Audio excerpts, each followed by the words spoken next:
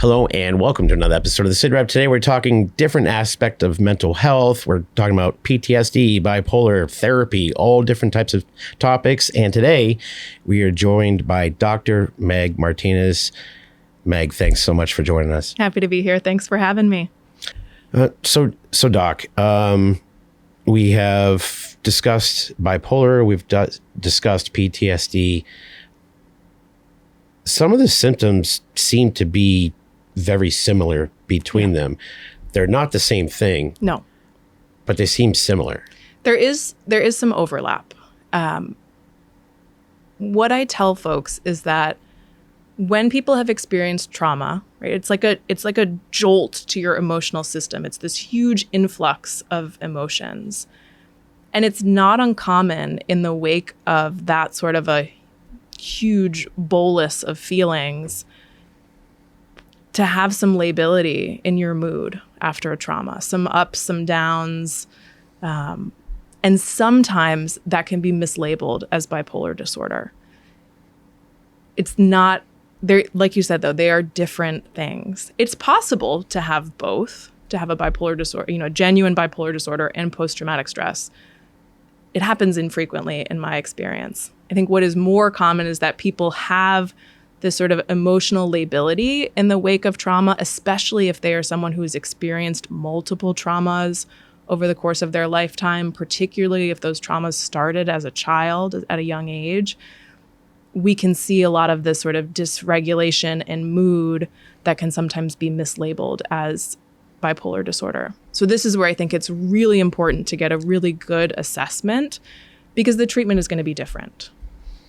And I have to imagine, especially with regard to, the demographic that you, or cohort that you work with, primarily are veterans. Mm-hmm. And in a large part, for veterans that have experienced trauma during service, they've experienced it in their early 20s, which is also about the same time that they might have the onset.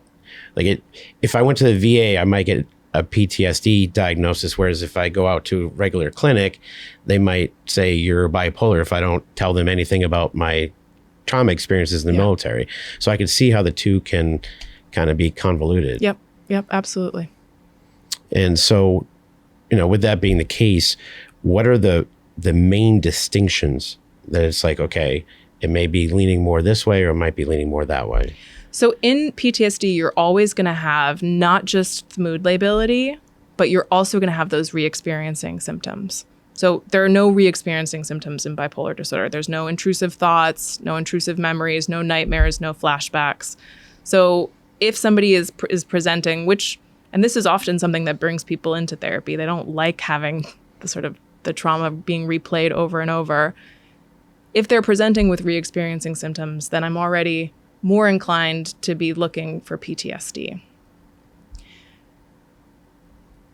If they are having these prolonged periods of really elevated mood, and again, I'm not just talking about feeling okay, like this is a good day or a good couple of days.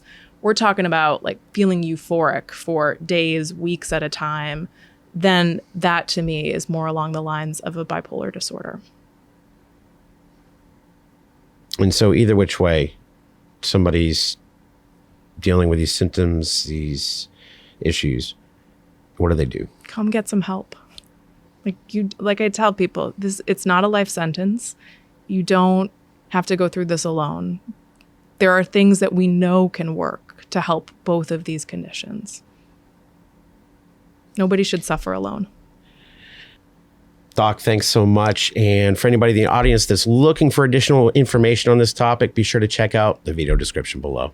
Hey everyone, connecting with your benefits is our primary mission, and the SITREP offers more options than ever.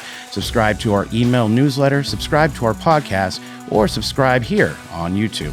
For details and links, check out the description below.